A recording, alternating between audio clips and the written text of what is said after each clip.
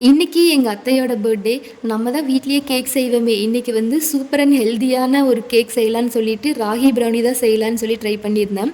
4, 5 வீடியோவ பார்த்துட்டு, அவங்க சொன்ன நோட்ஸு, இன்கிரீடியன்ட்ஸு, மெஷர்மென்ட் எல்லாமே நோட் பண்ணி வச்சுட்டு, கரெக்ட்டா அதே மாரி எல்லாமே செஞ்சேன். அந்த டெக்ஸ்சர் எல்லாமே அவ்ளோ அழகா வந்துச்சு. அந்த டெக்ஸ்சர பார்த்தோனயே, இன்னைக்கு கேக் வந்து சூப்பரா வரப்போகுது அப்படின்னு சொல்லிட்டு, அத கேக் டின்னுக்கு அப்படியே மாத்திட்டு, கொஞ்சம் இம்ப்ரெஸ் பண்றதுக்காக எக்ஸ்ட்ரா நட்ஸு, சாக்கோ சிப்ஸ் அந்த மாரி நெறைய போட்டு ஓவன்ல வச்சுட்டேன்.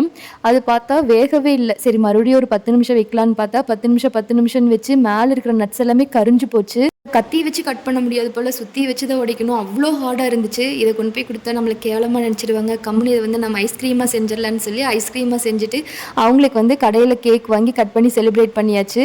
இதுதான் வந்து மேக்னம் ப்ரௌனி ஐஸ்கிரீம் அப்படின்னு சொல்லி நானும் ஏமாத்திட்டேன். ஆனா டேஸ்ட் என்னமோ அவ்ளோ சூப்பரா இருந்துச்சு. இதே மாரி இன்னொரு நாள் செஞ்சு தா அப்படின்னாங்க. செஞ்சிரலாம் அப்படின்னு சொல்லிட்டு நானும் காலர தூக்கிட்டு வந்துட்டேன்.